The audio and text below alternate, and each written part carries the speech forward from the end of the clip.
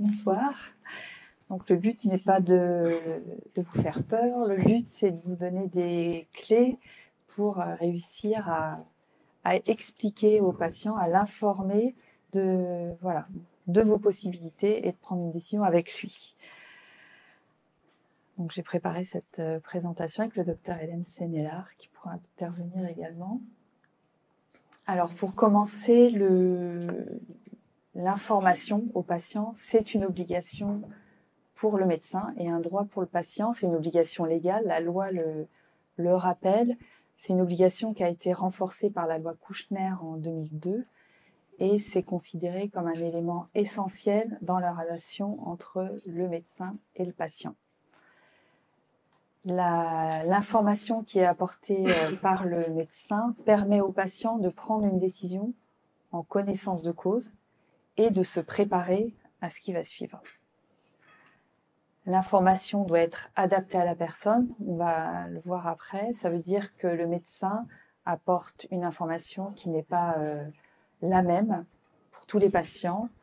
Elle est adaptée dans la dimension psychologique, sociale et culturelle du patient. Donc à chaque patient, une information particulière.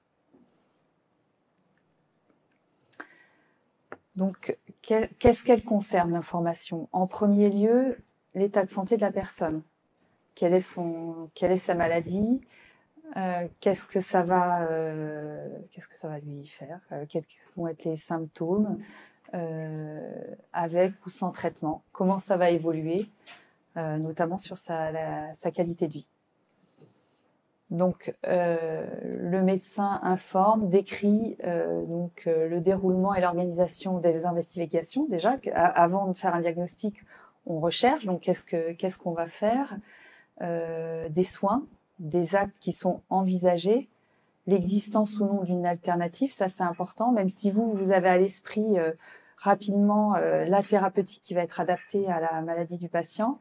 Il y a peut-être des alternatives, elles vous paraissent peut-être moins pertinentes, mais c'est important de les expliquer.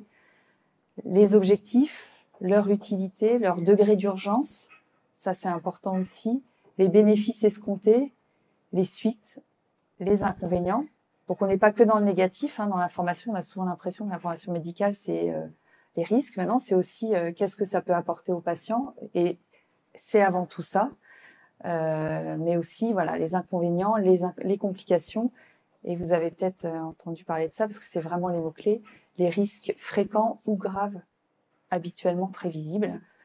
L'information, c'est aussi des conseils à la personne, des précautions qu'on lui recommande et les conséquences en cas de refus, parce que le patient, il a le droit de refuser les soins. Donc, dans ces cas-là, le médecin doit lui expliquer ce qu'il attend.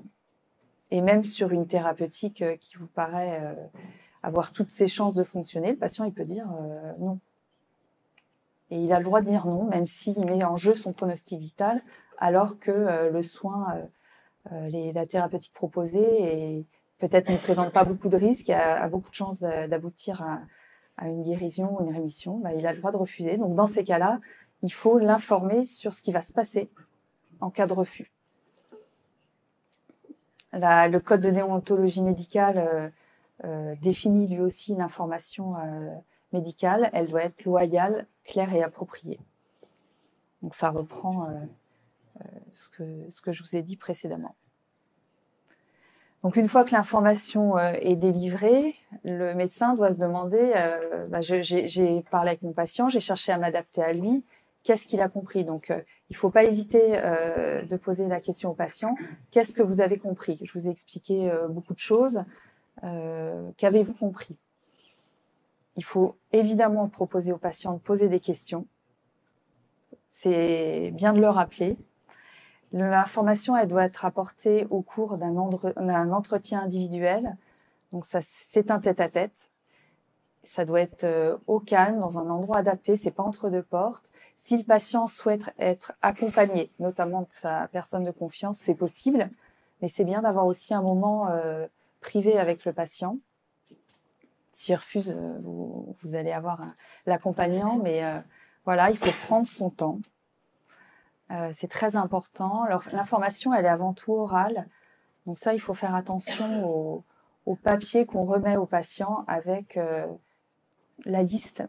Donc souvent c'est la liste du risque que lui fait courir la thérapeutique, parce qu'on veut absolument qu'il sache tout. Et puis éventuellement on lui fait signer, comme ça on a la preuve qu'il a été informé. Maintenant, l'information, elle est orale. Si vous voulez limiter le risque que le patient vous reproche de ne pas l'avoir assez informé, eh ben, c'est de l'avoir bien informé, oralement, en prenant votre temps et en vous étant assuré qu'il a bien compris. Voilà. S'il y a un écrit, pourquoi pas, c'est pas, mais il faut que ce soit un support. Ça reprend par exemple ce que vous lui avez expliqué, et puis il faut lui proposer éventuellement de revenir vers vous si à la lecture de l'écrit il a d'autres questions. C'est un support, c'est un complément, mais ce n'est pas ça l'information. Quand l'intervention du professionnel, ce qui est votre cas, souvent se fait dans le cadre d'une équipe, il y a plusieurs médecins ou autres professionnels qui interviennent. Chacun informe le patient dans son domaine de compétences, mais il faut faire attention il ne faut pas présumer l'information qui a été apportée par l'autre. Donc, il faut être vigilant sur ce que le patient sait. Donc, un article qui nous est paru important de vous faire connaître, c'est un article du Code de la santé publique qui régit la situation où le soin, à la suite du soin, est intervenu un dommage. Donc, le Code de la santé publique prévoit que le patient doit obligatoirement être informé sur le dommage qui est intervenu. Donc, un dommage, c'est voilà, une séquelle. Donc, le médecin doit informer le patient sur les circonstances et les causes du dommage. Donc, c'est assez précis. Et cette information doit être délivrée dans les 15 jours qui suivent le dommage, lors d'un entretien individuel au cours de laquelle la personne peut se faire assister ou d'un médecin ou d'une personne de son choix.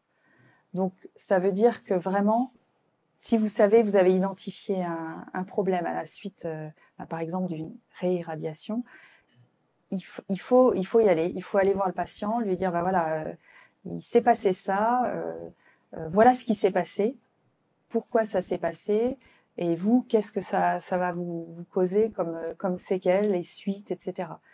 Donc l'idée, c'est vraiment de faire face, et ça ne veut pas dire qu'il y a eu une faute. Informer le patient d'un dommage, ce n'est pas dire j'ai commis une faute, c'est voilà, il s'est passé ça.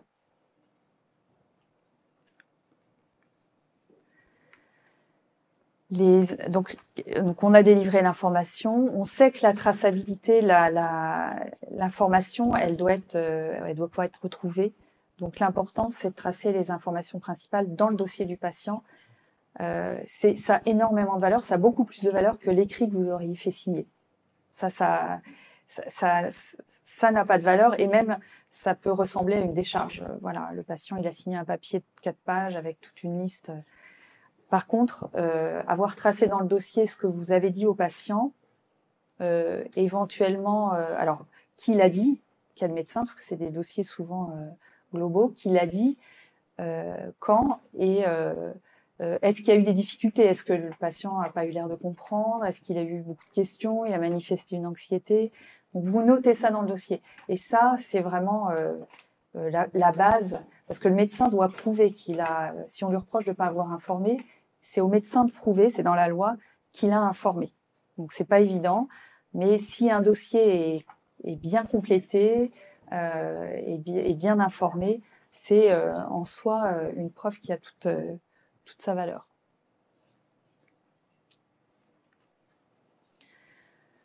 Donc pour se concentrer un peu sur des risques méconnus, ce qui semble être le cas de la réirradiation, technique nouvelle, si j'ai bien compris, dont on sait qu'elle est très risquée pour le patient, mais on ne sait pas exactement jusqu'où.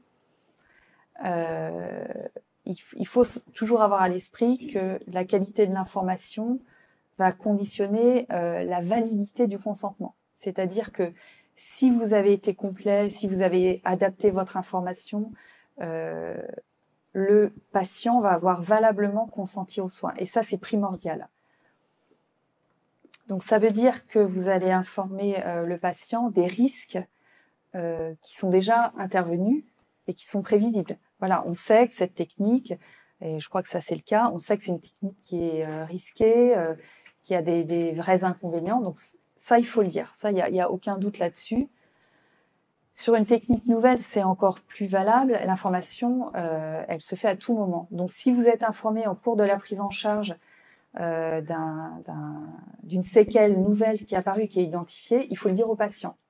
Même si c'est déjà commencé, il faut lui dire, bah voilà, là récemment, on a eu le cas d'un patient réirradié et on connaissait pas ce type de séquelle, mais là, voilà, elle apparaît. Donc, faut le dire au patient. Le patient, il peut à tout moment décider d'arrêter de sa prise en charge, mais la validité de son consentement, elle est aussi soumise à une information renouvelée.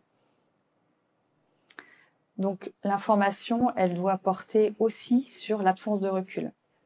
On a une décision du Conseil d'État qui l'a clairement dit au sujet d'une technique opératoire nouvelle. Les chirurgiens avaient informé le patient de cette technique qui avait été très peu utilisée et ils en avaient vanté les avantages. C'est une technique qui avait beaucoup d'avantages, sauf qu'il y a une séquelle qui est intervenue qu'on ne connaissait pas. Donc difficile d'informer sur une séquelle qu'on ne connaît pas. Ce qui a été reproché au médecin, en fait, c'est de ne pas avoir informé le patient qu'il y a des risques qu'on ne connaissait pas, que la technique était nouvelle et que, en fait, on savait pas tout sur ce qui pouvait arriver. Et c'est ça là aussi l'information, c'est dire, bah voilà, cette technique est nouvelle, elle a des vrais avantages, elle a des risques et il y a des risques qu'on ne connaît pas.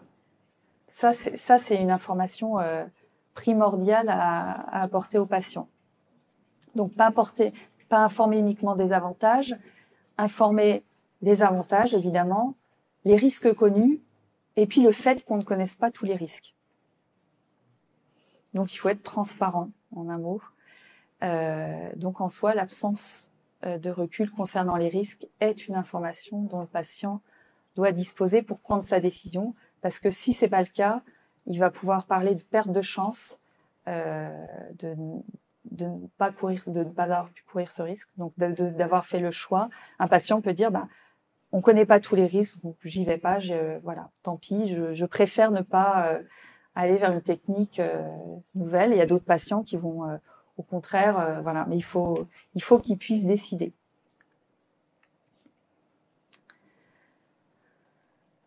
Donc l'information, encore une fois, peut être et doit être apportée à tout moment de la prise en charge. Il faut favoriser la collégialité dans les prises en charge nouvelles. Je pense que pour vous, c'est une évidence.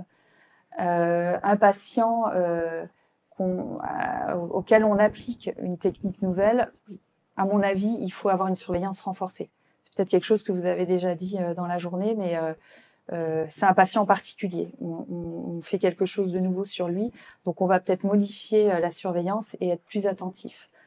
Donc, on a parlé de l'importance de la traçabilité dans le dossier, mais c'est aussi sur les discussions que vous pouvez avoir entre confrères, entre professionnels sur le cas du patient.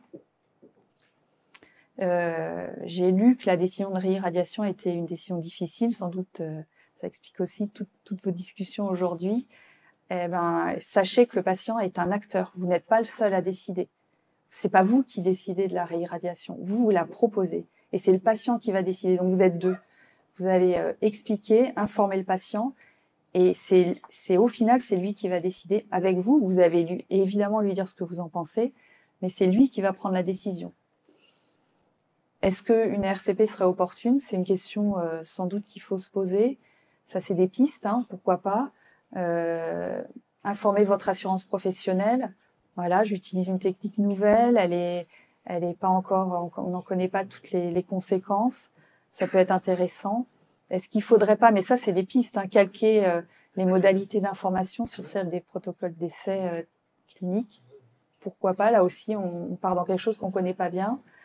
Et la question qu'on s'est posée aussi, c'est pourquoi pas un délai de réflexion? Voilà, pour permettre aux patients de réfléchir sur un cas qui est quand même particulier. Voilà, donc vous voulez peut-être conclure. Le template disait qu'est-ce qu'on fait lundi. Alors je reprends ce que disait Carole. Le propos introductif, c'était on sait tous que le risque juridique plane sur nos têtes et de plus en plus. Oui et non. On se rassure, l'oncologie, c'est à peine 3% des plaintes au judiciaire. Et encore moins, je crois, en déonto. On en a très peu. Et probablement parce que on a cette culture de l'information de longue date, et donc voilà, j'entendais des résonances, les RCP, j'entendais la question tout à l'heure, la surveillance, j'entendais Axel dire oui, on les surveille et de très près, donc vous avez déjà des pratiques qui sont extrêmement solides en termes d'information.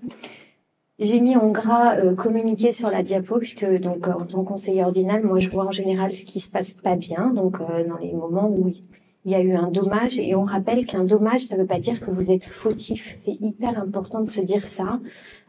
Aujourd'hui, tous possiblement dans notre carrière, on va un jour avoir une plainte à notre rencontre. La plainte, se dire que c'est pas forcément contre vous en tant que praticien. La plainte, s'il y a eu un dommage, ça peut offrir une indemnisation à un patient. Et c'est hyper important. J'ai été amenée à représenter une consoeur dans un dossier où une dame a fait, je vous passe, bref, elle a été amputée des 4 membres suite à une gangrène gazeuse dans les fonds de suite d'une chimiothérapie. Clairement, il n'y avait pas de faute, et ça n'a pas été reconnu comme une faute, mais on est bien content que cette femme-là, elle ait pu être indemnisée par des fonds d'État. Donc, la plainte, ça ouvre droit à des indemnisations. Et donc, c'est pas forcément pour vous chercher la faute. Et puis, la plainte, ça ouvre aussi parfois la porte, et ça, c'est plus dommage, à de la compréhension. Et il m'a été donné à plusieurs reprises l'occasion d'assister des médecins ou de faire de la médiation entre médecins et patients. Et finalement, ce que recherchait le patient ou la famille, c'était comprendre. Et là, c'est quand même très dommage de se prendre une plainte dans les dents juste parce que les gens ont voulu comprendre. Et donc, c'est pour ça qu'on a mis communiquer, c'est communiquer avant, pendant et après, surtout s'il y a eu un dommage. Donc, le communiquer avant, oui, sous toutes les formes, on vous a redit le plus possible en entretien individuel et moi, j'aurais plutôt dit avec un proche que sans.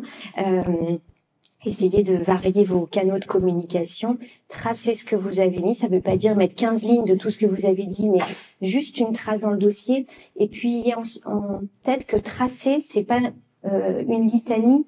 Le simple fait, quand le dossier va être expertisé, si malheureusement vous vous retrouvez un jour avec ça, le simple fait que les juges vont trouver un compte-rendu de RCP, un compte-rendu de consultation d'annonce médicale de l'un d'entre vous, éventuellement un compte-rendu de prise en charge par des manips si vous avez un circuit de prise en charge particulier par des manips.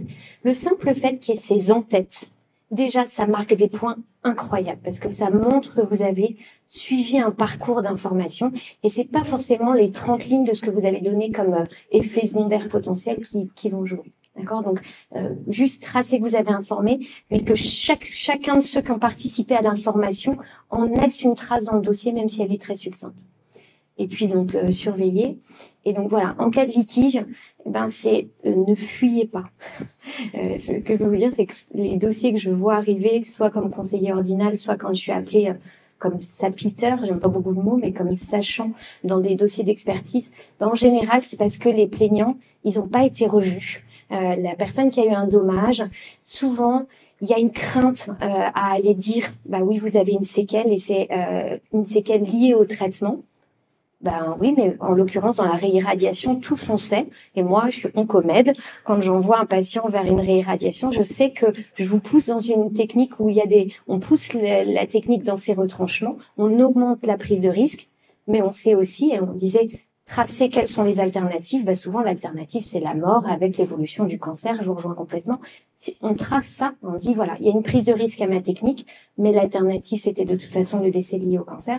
Donc, s'il y a un dommage, s'il y a une séquelle, il faut retourner voir le patient, l'informer d'abord parce que c'est médico-légal, et puis parce que, en fait, c'est très souvent le meilleur moyen d'éviter le litige. Et j'ai au moins 2 affaires en tête. Une d'une dame qui avait écrit au directeur pour dire qu'elle avait eu un dommage. Elle a reçu un courrier du directeur qui lui a dit en gros, Madame, vous êtes bien mignonne, mais c'est comme ça. Dans la foulée, elle a porté plainte contre les 10 médecins qui étaient impliqués dans sa prise en charge, alors qu'elle n'avait pas du tout initialement l'intention de prendre un avocat ait porté plainte.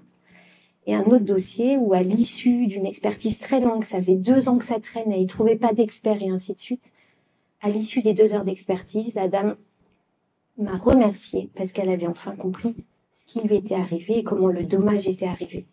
C'était infiniment triste parce qu'il y avait des médecins là-dedans qui avaient beaucoup souffert, il y avait eu beaucoup d'argent investi et que je pense que c'était une situation qui aurait pu être déminée à la base. Donc, c'est un conseil, je prétends pas être meilleure que les autres, mais de tout ce que je peux voir quasiment comme dossier et de ce qu'on anime comme conciliation en déontologie, ne fuyez pas quand il y a un dommage. Encore une fois, vous n'êtes pas coupable. Ce n'est pas nécessairement une faute. Un dommage, c'est une conséquence d'un traitement. Et là, vous avez parlé toute la journée de traitement à haut risque, mais aussi potentiellement à haut profit, à haut bénéfice pour les patients qui ont besoin de la réirradiation.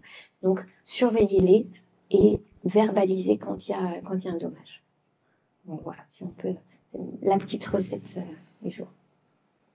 Après voilà, si vous avez des questions, Carole va répondre mieux que moi.